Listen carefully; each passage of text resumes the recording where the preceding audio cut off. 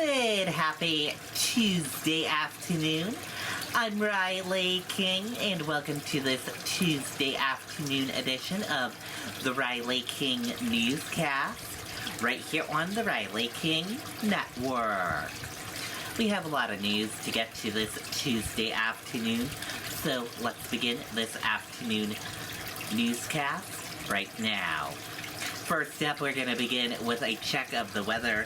Meteorologist Matt Honing is saying hot and humid ahead of a cool stretch. So we will finally see relief ahead after dealing with this hot and humid weather.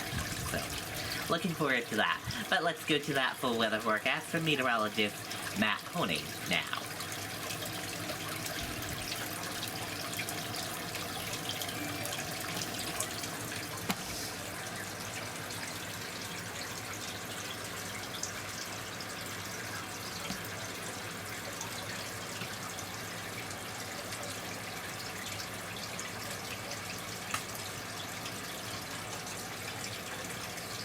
Zenby spaghetti, made with 100% yellow peas, has that nostalgic taste with none of the guilt. Gluten. It's a warm and muggy Tuesday morning across New Hampshire, and temperatures will climb to near 90 in some parts of the state for one last day this afternoon. A heat advisory is in effect for Rockingham County and eastern parts of Hillsborough County. That includes the greater Manchester and Nashua area. This is through 7 o'clock this evening. Actual air temperatures today approach 90 degrees in southeastern New Hampshire. With the humidity, it will feel more like the mid-90s there. Now, 80s farther to the north and west today because we'll be introducing a cooler air mass and we'll have a bit more in the way of cloud cover as well. In fact, some parts of the Great North Woods today may only come away with temperatures in the upper 70s to right around 80, simply because we'll have thicker clouds and off and on rain showers throughout most of the day. Despite the cooler air up north, it will still be muggy everywhere today. We're waiting on this cold front to sweep through our region late tonight and early tomorrow, and that is going to bring in much less humid air in time for Thursday and Friday. There is one more disturbance we're tracking that'll come through on Thursday afternoon that may touch off a brief shower or thunderstorm during the afternoon. But overall, the extended forecast features much more pleasant weather. A few showers and thunderstorms possible this afternoon, otherwise hot and humid. Temperatures near 90 south, 80s elsewhere. Mid-70s for all tomorrow with a few scattered showers and more cloud cover. It will still be a touch muggy on Wednesday before much less humid air pushes in time for Thursday and Friday. Full sun returns for the end of the work week. Temperatures stay seasonably cool over the weekend. High pressure means more sunshine. Okay, thank you for that weather forecast, Matt Honing. And now let's get to your news. Vermont homicide suspect now in custody. Let's take a listen to that video from WMUR News 9. Vermont homicide suspect is now in custody. Bennington police say Raul Cardona of Springfield, Massachusetts, turned himself in yesterday. He is due in court today.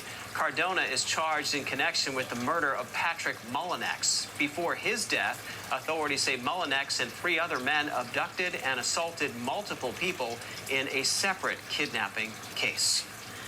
Okay, there you go on that video and that report.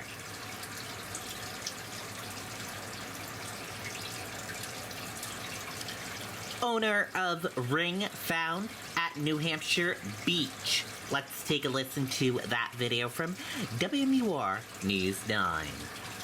Here's a chance to help solve a mystery. A U local member is hoping to find the rightful owner of a pair of rings that were found here at Hampton Beach. Bob Perry posted this photo yesterday. He believes the rings are old based on the style, wear, engraving, and a date that was found on the inside. Bob thinks they may belong to someone's grandmother. The post has been shared more than 1,000 times.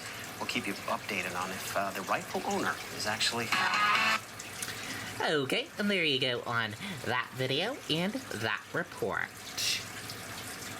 Scientists continue to study New Hampshire earthquakes. Let's take a listen to that video from WMUR News 9. it's a dream scenario for them to play here.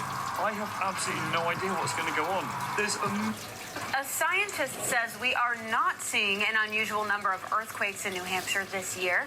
The most recent was a magnitude 2.3 centered in Deering Saturday night. No damage was reported there. Weston Observatory says the other earthquakes this year happened, one in Wolfboro in May, in Lancaster in April, another in Berlin in February, and Epping on January 1st. The director of Weston Observatory says they are studying why we get earthquakes in New Hampshire, despite not being on a fault line. The other possibility is that these are aftershocks of large earthquakes that happened long ago. Largest one in New Hampshire, being in 1638, about a magnitude 6.5 to 7. And Dr. Kafka says New Hampshire also had about a half dozen earthquakes above a magnitude 2 last year.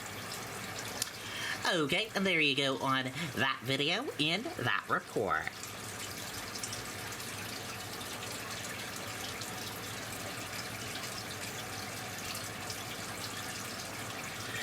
Jury deliberation underway in Vladimir Zazovsky's trial. Let's take a listen to that video from WMUR News 9. And, Gene, before those closing arguments and out of the presence of the jury, the defense moved to dismiss the charges or have the judge order a verdict of not guilty, arguing that the state hadn't proven the case beyond a reasonable doubt. That motion was denied. Defense attorney Jay Duguay began his closing argument by placing the blame for the accident squarely on the lead motorcyclist for the Jarheads motorcycle group, Al Mazza, saying that Mazza was drunk when he drifted over the center line and into the plant of Vladimir Zhukovsky's truck. Now, Zhukovsky is facing charges including negligent homicide and manslaughter for allegedly causing the 2019 crash. The defense attempted to discredit the testimony of witnesses, especially those from the Jarheads, pointing out inconsistencies in their testimony, including how much people had been drinking that day, saying this was a case where the state had made up their mind about what happened instead of waiting to see what the evidence showed. The prosecution, in their closing, saying it was clear who caused this crash, corroborated by the testimony of eyewitnesses and the words of the defendant in an interview. In his own words, that he crossed the line just a little bit. He made sure to qualify just a little bit, and then he hit those motorcycles that were right there. You'll have that interview.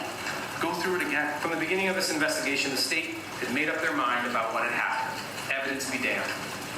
They came to erroneous conclusions about how the accident occurred within 24 hours of the accident and didn't even pretend to conduct an actual investigation. Now, one thing both the prosecution and defense agree on is that the jury will have to decide if Zhukovsky was a substantial factor in this crash. Of course, they both disagree on the answer to that question. And now it's up to the jury to answer that, and if the state has proven the case beyond a reasonable doubt. Ray Brewer, WMUR News 9. Okay, and there you go on that video and that report.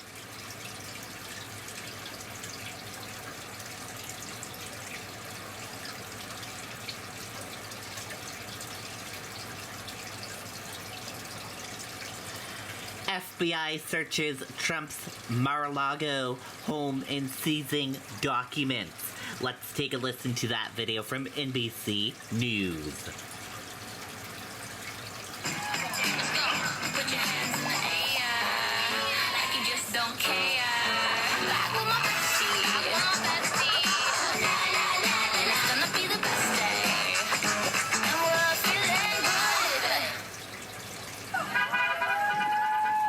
Overnight, supporters gathering outside former President Donald Trump's private club Mar-a-Lago. Trump in New York, departing Trump Tower and ignoring questions from reporters.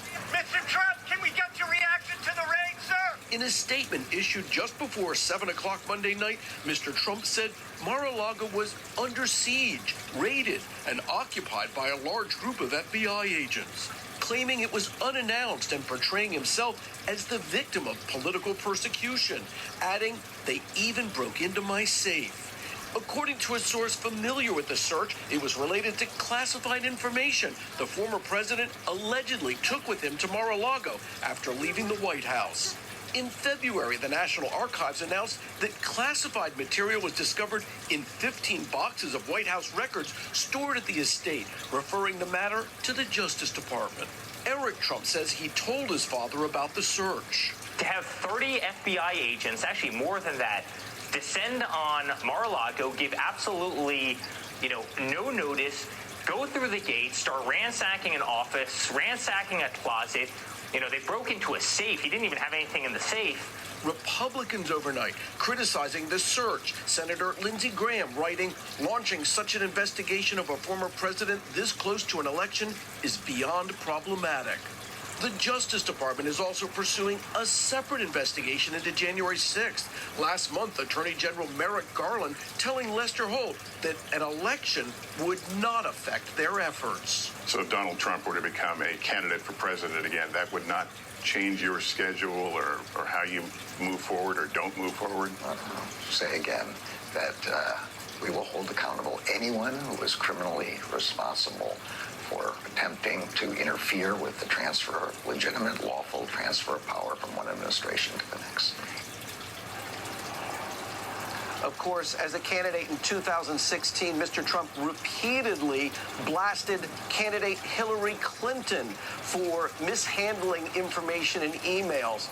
During the raid here yesterday, there was a representative for Mr. Trump, a lawyer, who says that she has been cooperating with the FBI and the Department of Justice. The head of the RNC saying what happened here was, quote, outrageous and an abuse of power. The White House says that it was not notified of what was happening here, and when NBC reached out to the White House, they referred all calls to the Department of Justice. Savannah? All right, Carrie Sanders, we've seen some of the Trump supporters are right behind you there in Mar-a-Lago. Hey. Okay, and there you go on that video and that report. That does it for this afternoon edition of the Riley King Newscast, right here on the Riley King Network. Thank you for tuning in and watching. Have a great day, everyone, and goodbye.